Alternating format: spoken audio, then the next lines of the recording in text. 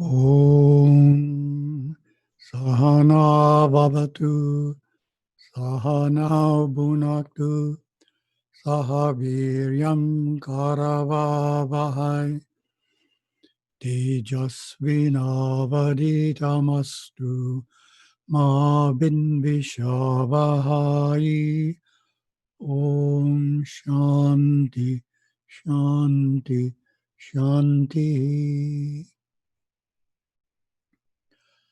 Welcome everyone to today's webinar on our Zoom platform instead of the WebEx platform. Hope the technical quality is a little better. We always work on that to try and keep improving things. Hope you enjoy our very soothing digital background there with the water flowing by, very contemplative.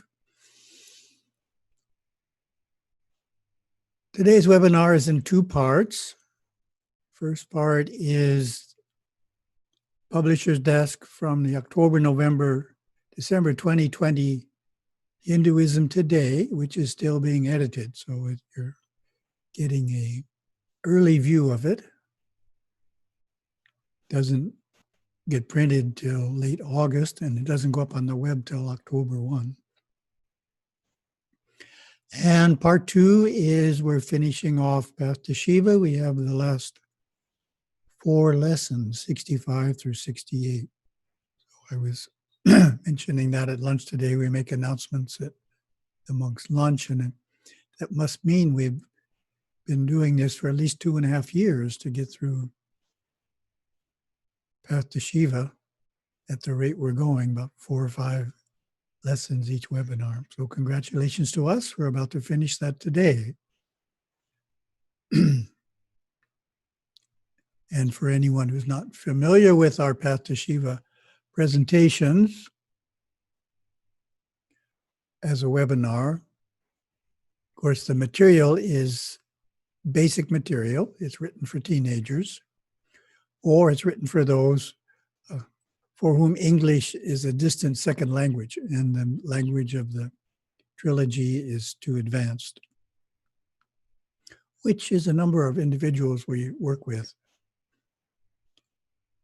What we're doing here is focusing on looking at it from a teacher's point of view, not a student's point of view. So therefore, when I make comments on the lessons, I'm pointing out things for the benefit of the teacher.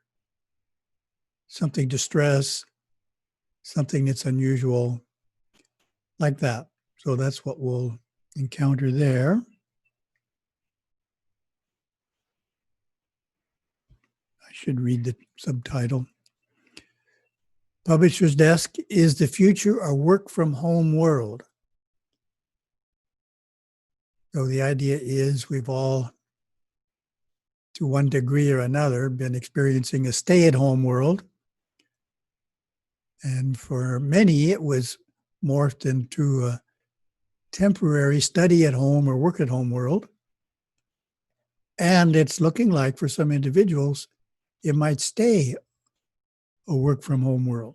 So it's a very interesting idea to ponder. The subtitle reads, a new lifestyle has been thrust upon the world by a tiny virus.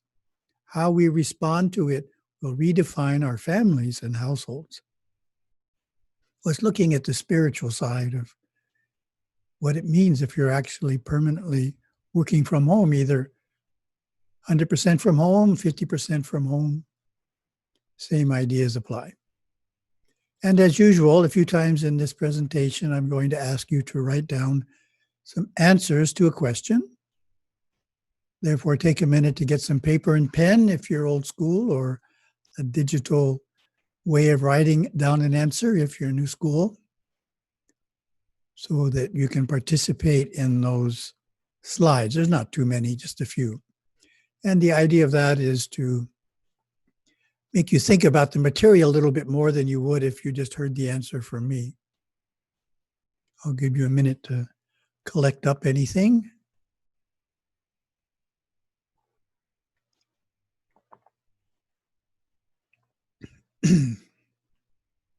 Here we go. In many parts of the world, the COVID-19 pandemic has necessitated that governments put in place stay-at-home lockdowns. This in turn has forced many employers and educators to restructure their businesses and schools to enable employees and students to work productively from home. It is becoming clear that unanticipated consequences have been created, including the very real possibility that the temporary stay-at-home world may be morphing into a permanent work-from-home world for large segments of society. Here are two prominent examples that illustrate this trend. Forbes magazine offered this in a May 13, 2020 article. Twitter CEO Jack Dorsey, in a paradigm-shifting COVID-19 inspired move, that's well written, informed his employees that they can continue working from home forever. Understanding this option is not suitable for everyone, Dorsey is keeping the door open for those who wish to work within the traditional office structure. He's leaving the decision to either work from home or at the office in the hands of his employees. Given the time frame of reopening, coupled with the opportunity to remain working from home, this new program means that it is highly conceivable that the vast majority of Twitter employees will work remotely for the foreseeable future or forever. The New York Times on May 21st wrote, Mark Zuckerberg, Facebook's chief executive, told workers during a staff meeting that was live streamed on his Facebook page that within a decade, as many as half of the company's more than 48,000 employees would work from home. It's clear that COVID has changed a lot about our lives, and that certainly includes the way that most of us work, Mr. Zuckerberg said. Coming out of this period, I expect that remote work is going to be a growing trend as well. Another trend that has been accelerated by COVID-19 is telemedicine. To treat patients during the COVID-19 crisis, physicians have, by necessity, greatly increased the use of telemedicine. Many project that the use of telemedicine will continue to rapidly grow. A May 19th article in the Tech Republic states, "We have been telling doctors for years that by 2024, there will be more virtual visits per day than in-person visits. COVID has brought that date 2 years, maybe 3 years forward. We know some doctors who are already practicing telemedicine from their homes." Let's look now at a Hindu perspective on the trend to work from home. Working from home gives more time as there is no need to commute. Many live far from their office or school and spend hours each day just getting to and from work. We see 4 opportunities here to improve life. So our question to you, list what you feel are some of the opportunities to improve life possible when working at home. Give you a minute to do that.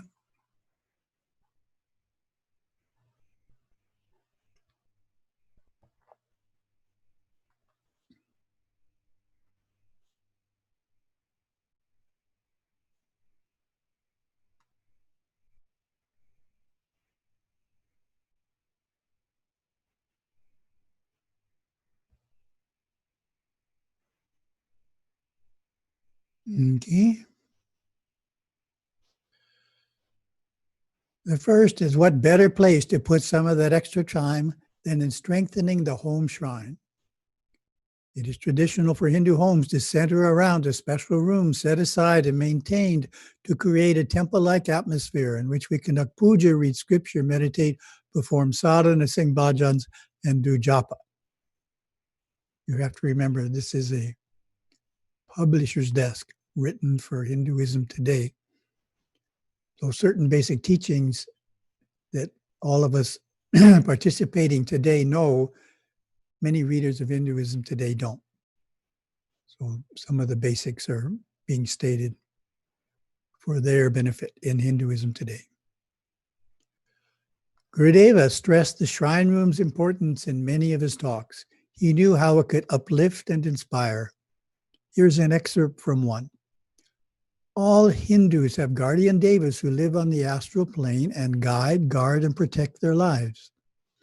The great Mahadevas in the temple that the devotees frequent send their deva ambassadors into the homes to live with the devotees. A room is set aside for these permanent unseen guests, a room that the whole family can enter and sit in and commune inwardly with these refined beings who are dedicated to protecting the family generation after generation. Some of them are their own ancestors. Interesting idea. That's particularly true in a strong family, which we don't have a lot of these days. Families are split up and live in different countries of the world, but it used to be that you'd have large families living together or living close to one another, and that helps this process take place.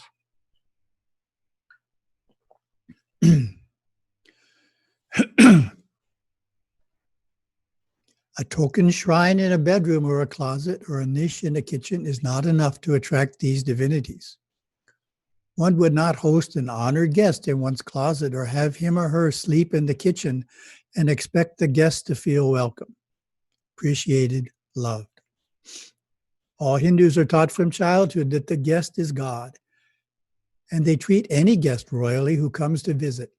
Hindus also treat God as God and devas as gods, and when they come to live permanently in the home, mothers, daughters, aunts, fathers, sons, uncles, all may perform puja within their own home and do, as the Hindu home is considered to be nothing less than an extension of the nearby temple. Excuse me.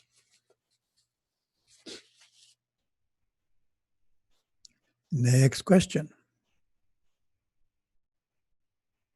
What method does Gurudeva stress for strengthening the home shrine?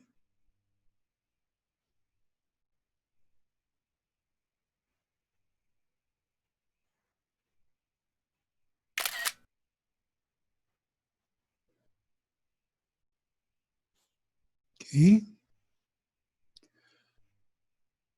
The vibration of your home shrine can be strengthened by regularly going to a local temple. Then when you come home from the temple, light an oil lamp in the shrine room.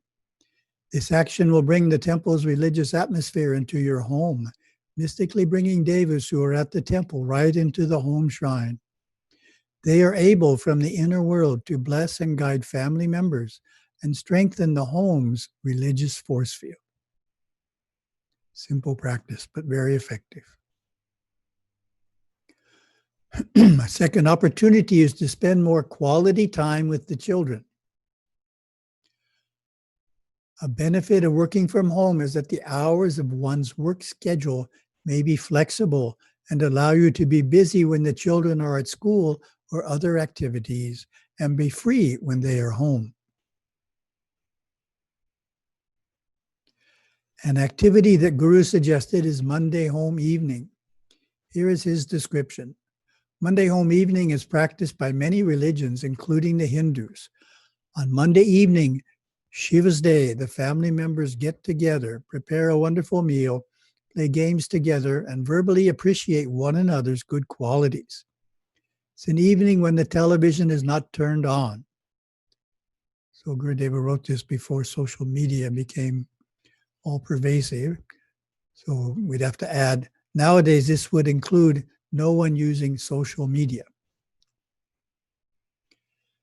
They don't solve any problems on that day. They just love each other, and everybody has a voice, from the littlest child to the oldest senior. It's a family togetherness, one day a week when everyone will look forward to having mom and dad at home. And Gurudeva's little forceful approach here. That doesn't mean it will be on Tuesday or any other day if Monday is missed. Family home evening is always on Monday, and everyone's life has to adjust to that. Yes, Gurudeva. Gurudeva continues by describing this type of activity as true wealth. Many families find even this is impossible because of their careers.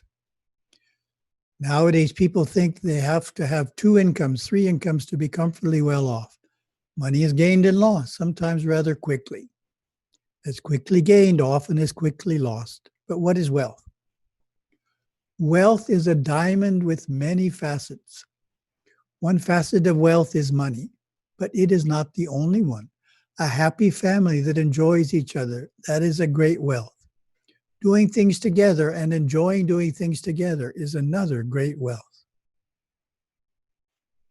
Oh, that's our second opportunity. Moving on to the third. Creating a balance in life. A third opportunity additional free time allows is to find more richness and balance in one's life. It is common for individuals not working at home to not have some time. Try again. It is common for individuals not working at home to not have time to fit in important activities such as a half hour a day of physical exercise. The stress of modern life can be reduced by the regular practice of hatha yoga asanas in the home, something that is impossible in most offices. Stress can also be reduced through simple meditation techniques.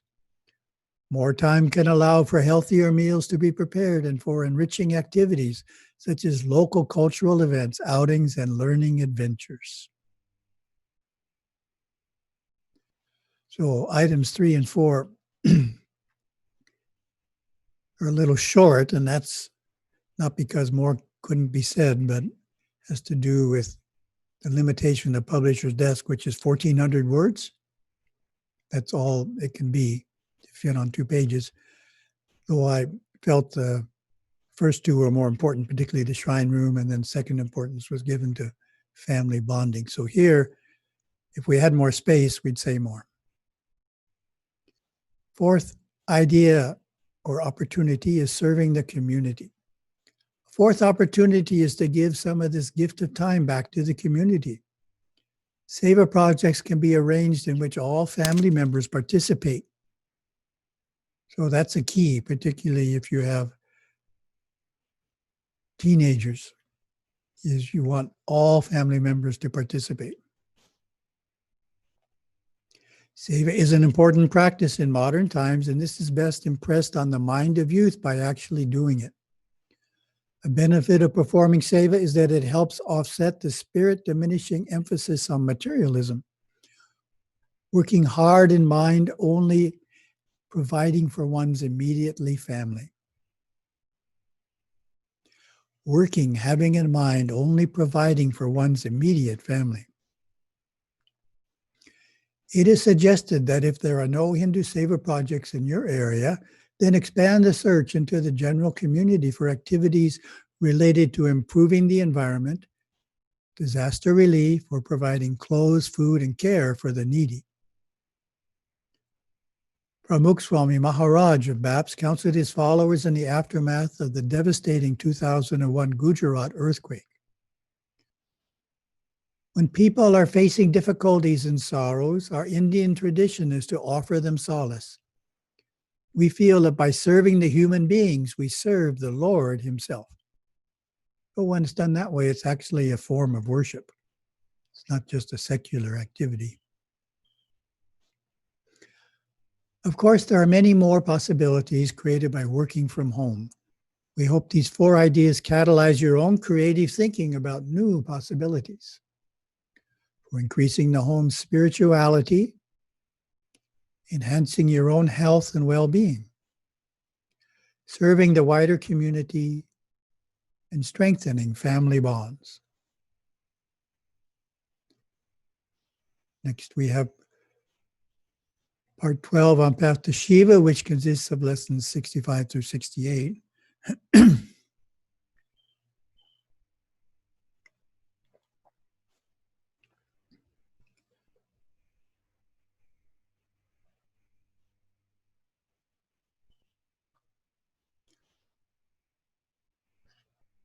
Okay, excuse me.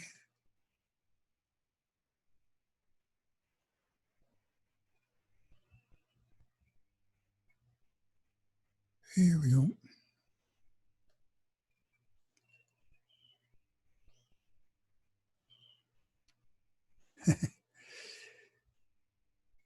Technical difficulty. sort it out here.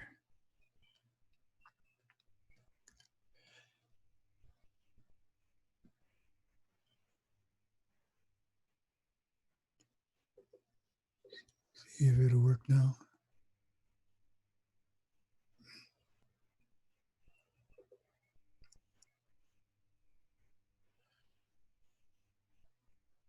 How do we observe pilgrimage? We prepare ourselves for our yearly pilgrimage inwardly and outwardly. First, we have to decide where to go, how to get there, and how long to be away from home. We want to choose a temple that inspires us. Important point, it's in the questions. Could be the famed Mahakaleshwar Shiva temple of Ujjain, or the Kashi Vishwanath temple in Varanasi, both in the middle of large cities. Or it could be a remote place such as Rameshwaram near the tip of South India with its purifying wells. Or it could be a holy site that is even harder to reach, such as Mount Kailas in Nepal or the Amarnath cave in Kashmir. We may also choose a holy place in Europe, the Americas, Malaysia, or Australia. Then we make sure that our affairs will be taken care of in our absence, allowing us to concentrate on the pilgrimage. It's a very important point, again, that'll come up in the questions. We prepare inwardly as well. Before a pilgrimage, some devotees will fast, eating just one meal a day for a week or as long as a month. Others do extra sadhanas and attend their local temple daily. All get the Satguru's blessings for the journey. So this is bringing up the idea of putting a lot of energy and attentiveness into the activity. The more we put into the pilgrimage itself and the preparation for the pilgrimage, the more we can get out of the pilgrimage, the more benefits or blessings we will receive. Very totally parallel to going to the temple.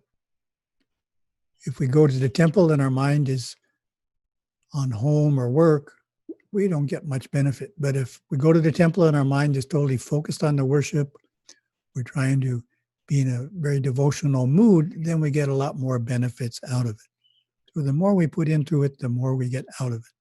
That's what this is stressing. So this is stressing that even for pilgrimage, it even starts weeks before we actually go on the pilgrimage. Once we reach the destination, we throw ourselves into the worship and attend every possible puja. Excuse me.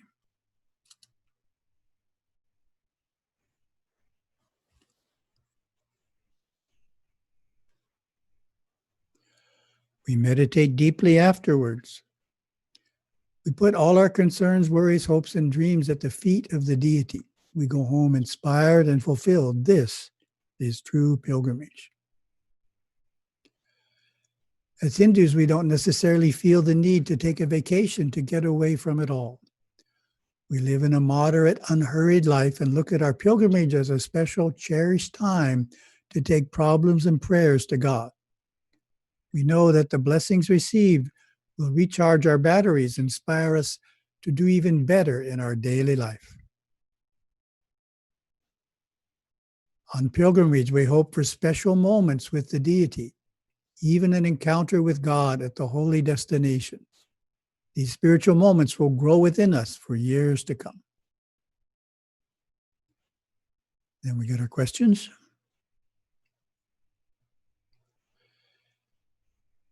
In selecting a pilgrimage destination, it is important to choose a temple, and of course the answer is B, that inspires us. Until modern times, it was necessary to arrange for our normal day-to-day activities to be taken care of in our absence. However, with the widespread availability of the internet and cell phone communications, this is no longer an important part of pilgrimage. So, of course, that's partially a trick question, and the answer should be false. Because even with all these conveniences, we want to minimize our interaction with our ongoing responsibilities at work or at home or elsewhere. We try and handle them all in advance so that during the pilgrimage, unless an emergency comes up, everything is going on without our daily participation. Inner preparations can include fasting, doing extra sadhanas, and attending a local temple daily. That's true. It's emphasizing the importance of preparation. Once we reach the destination, we make sure to attend one puja every day. That's false. We're supposed to attend as many pujas as possible every day. When on pilgrimage, all our concerns, worries, hopes, and dreams, A, we try not to think about. B, we put at the feet of the deity. So of course, B, put at the feet of the deity. Lesson 66. Why should we learn a cultural art?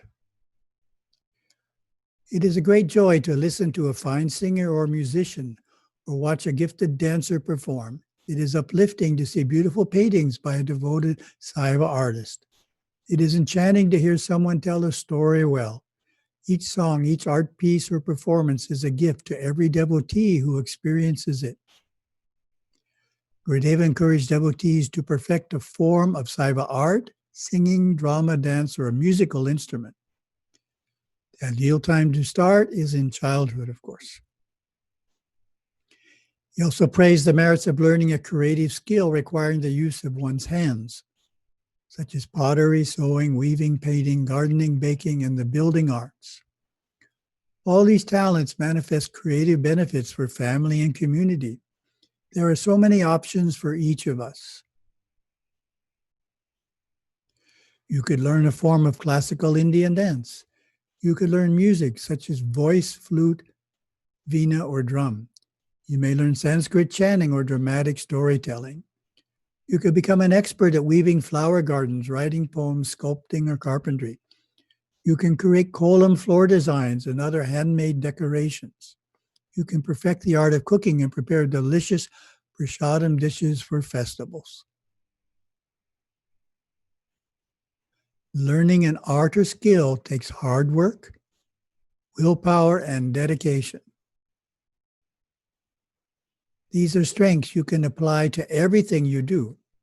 Each skill or art gives you new ways of uplifting your friends, family, and community. So that's an important point in Gurudeva's teachings, that the skills we develop in any aspect of our life are there for all the other aspects. We strengthen our willpower by learning an art or skill. That same strengthened willpower is there when we sit down to meditate. It doesn't go away.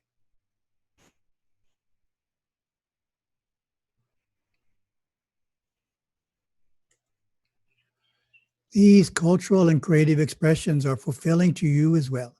You become an accomplished human being.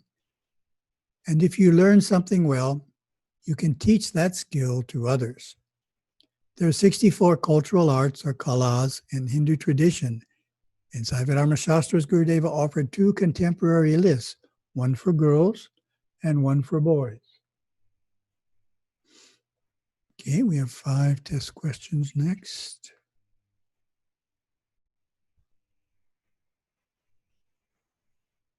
Okay. We go there.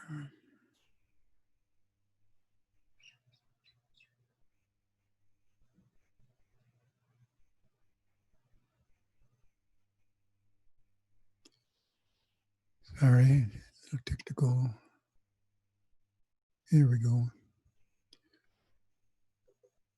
Doing it a little differently, which has certain advantages and certain disadvantages.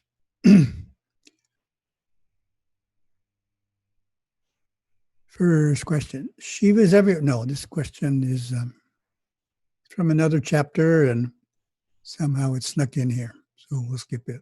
It's from chapter 61, but we are not doing chapter 61.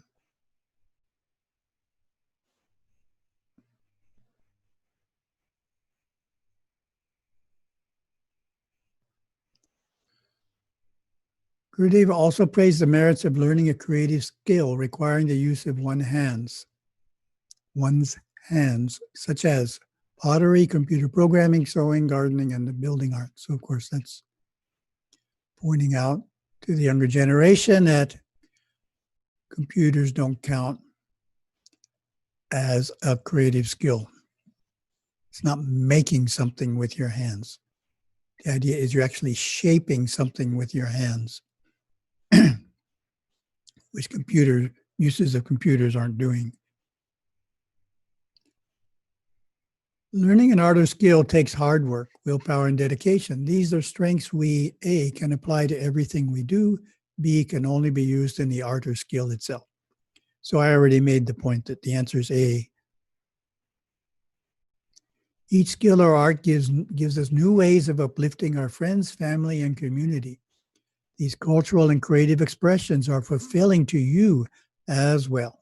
Of course, that's true. In the Hindu tradition, the number of cultural arts or kalas is, of course, it's B, 64. That's just simple memorization. This is an interesting chapter. How can we be strong Saivite Hindus? Lesson 67.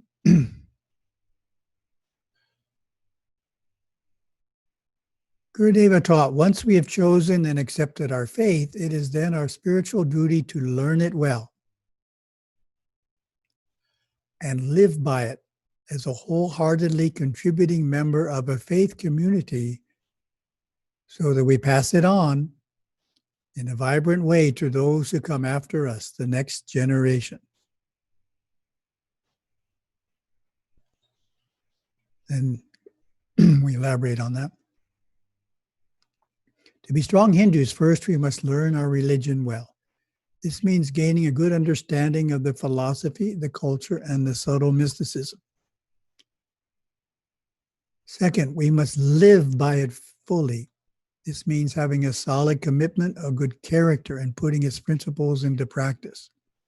For us, this includes adopting the gestures, attitudes, customs, ways of worship, dress, and refinements of Tamil Saiva culture. The third step is passing our faith along to others.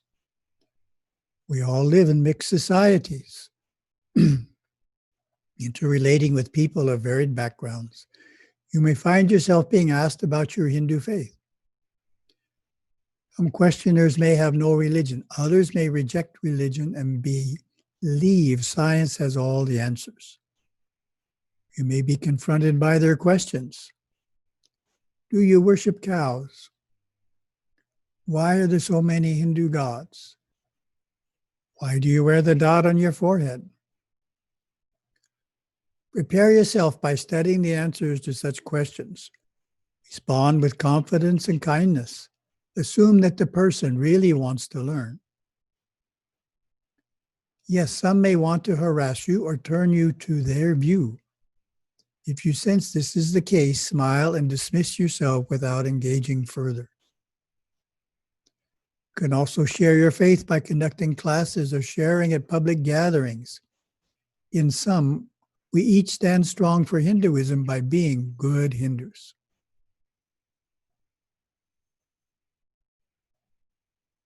Gurudeva has given us the tools in his Master Course trilogy, Dancing, Living, Emerging with Shiva. Using these tools of philosophy, culture, and yoga, we can defend, explain, protect, preserve, and promote our Saiva faith.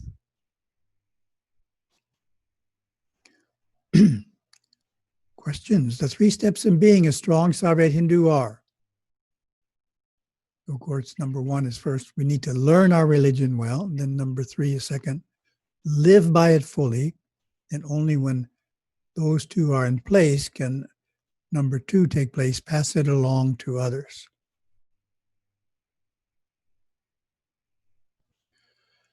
Enter the letter from below of A to C for the phrase that correctly completes the idea. So this is the kind of question that's humbug on the screen, but we can do it. It's on 2 slides. We must learn our religion well.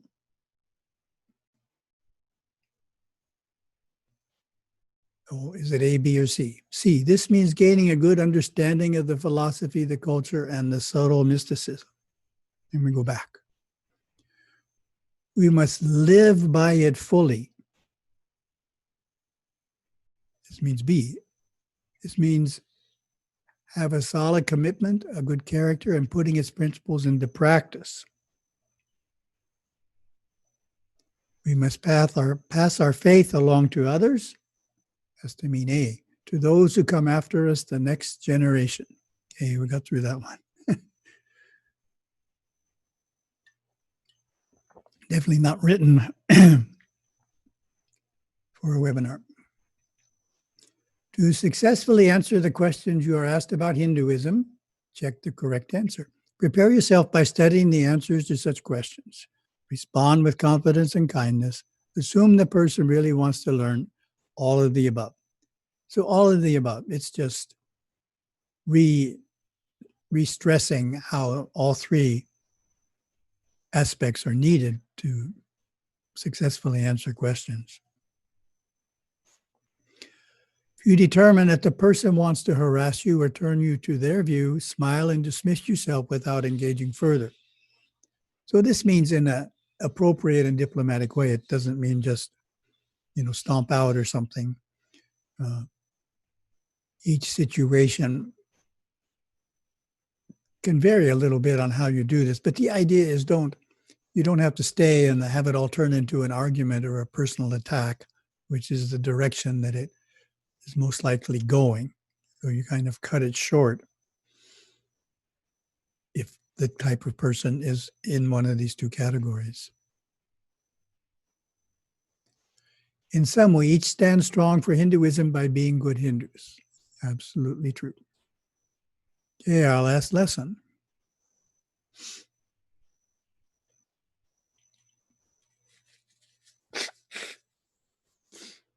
Lesson 68, how do we view other faiths? This is an important one. There are false concepts about other religions that are common in the Hindu communities.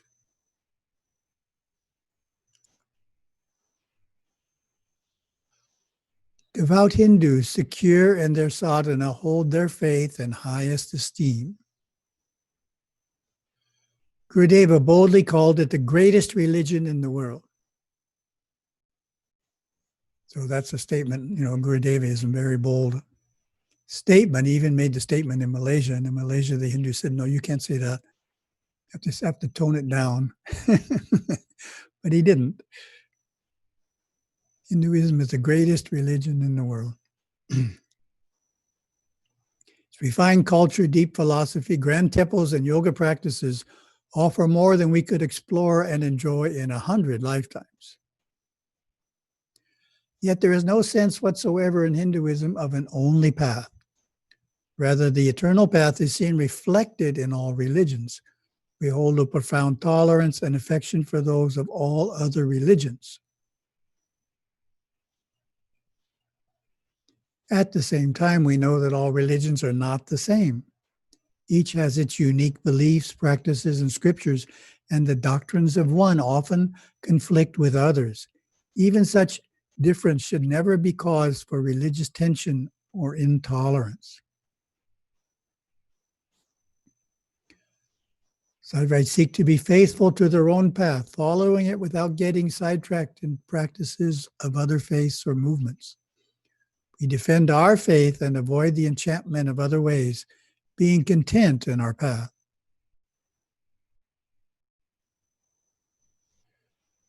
We encourage others to follow and defend their religion. There is a great strength and loyalty to a religion and undistracted focus on its beliefs, teachings, and cultural gifts. Hindus never seek to convert others to our faith, though we do accept sincere seekers into the fold.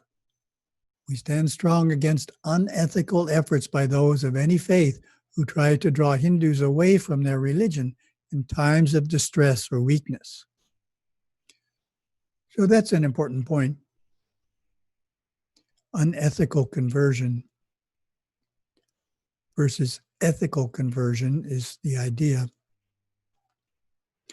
Ethical conversion means someone was born into one religion, but they grew up and they found that they don't really hold the beliefs of that religion. They don't naturally practice that religion. There's another religion that matches their belief structure and what they want to practice. So if the country's law allows that, that would be an ethical conversion. It's based upon belief and understanding of the differences between two religions. Unethical conversion is you're giving money, food at a time of great need, giving it to someone for a couple of years, and of course, generally after that it stops, and that causes them to convert. Have they studied the beliefs of the new religion and how it relates to the beliefs of their previous religion? No. They have no idea. They're just being given a gift. So that's considered unethical. And then a few decades ago, we were in Malaysia, the request of the Malaysian Hindu Sangam. We gave a video presentation on false healing in Christianity. We had assembled video clips from conservative Christian groups themselves who really were dismayed and wanted it well known that this is false healing and has nothing to do with us. So in Malaysia, healers would move from big city to big city, and every night they'd heal the same person from the same illness. So they're counting on no one attending more than one event. So of course, that's unethical conversion. It's making it look like healing is taking place when it's not. So we don't want any unethical, we're not supportive of unethical conversion. Oops.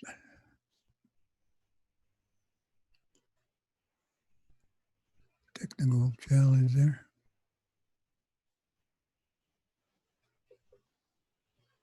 Here we go. Gurudeva summarized, we respect all religious traditions and the people within them. Good citizens and stable societies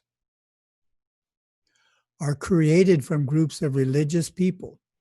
Still, Saivites defend their faith, proceed contentedly with the practices, and avoid the enchantment of other ways, be they ancient or modern. Nicely said. Get to our last group of questions here.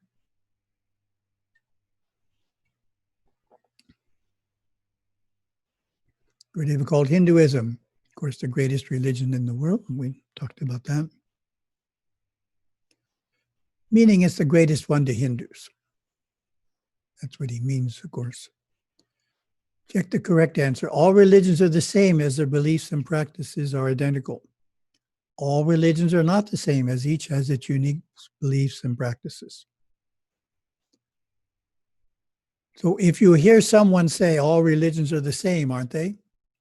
You can be 99.99% sure they're a Hindu. Because as far as I've encountered so far, only Hindus have that unusual idea, shall we say.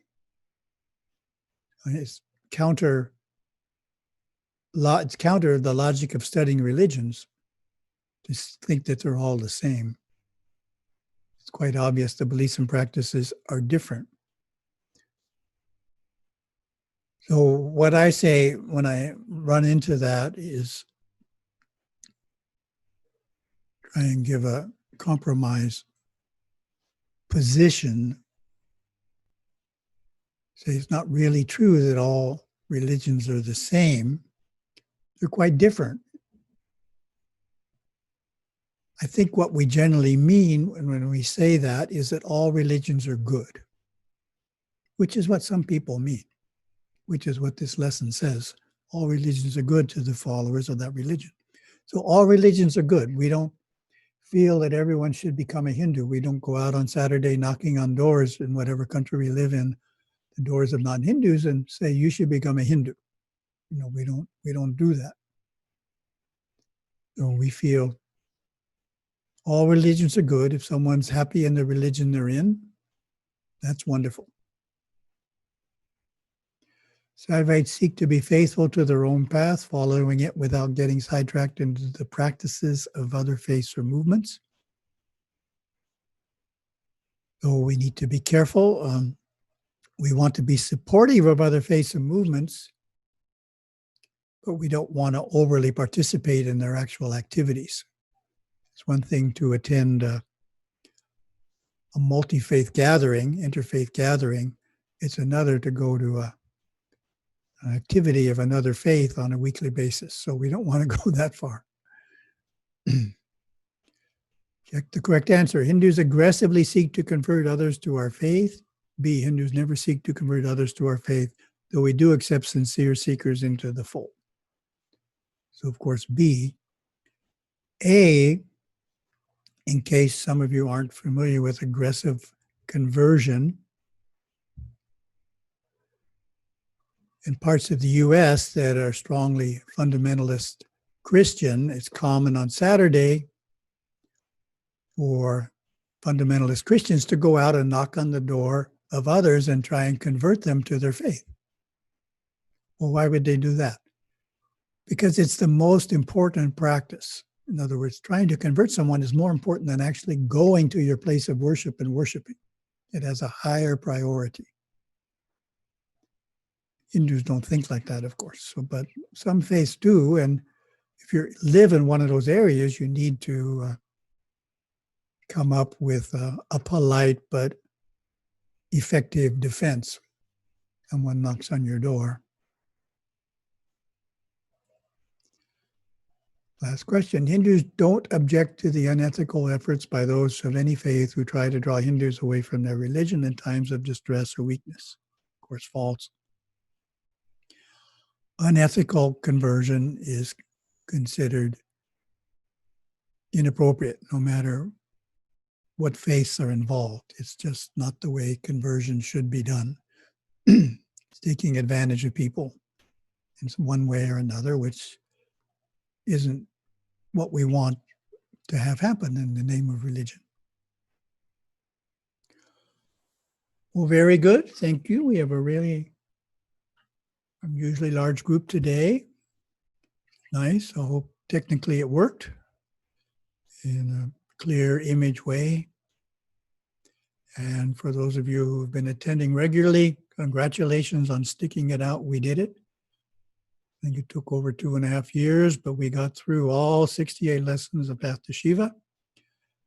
And hopefully those of you who are teaching adults or children picked up a few pointers along the way that you wouldn't have had without attending these webinars.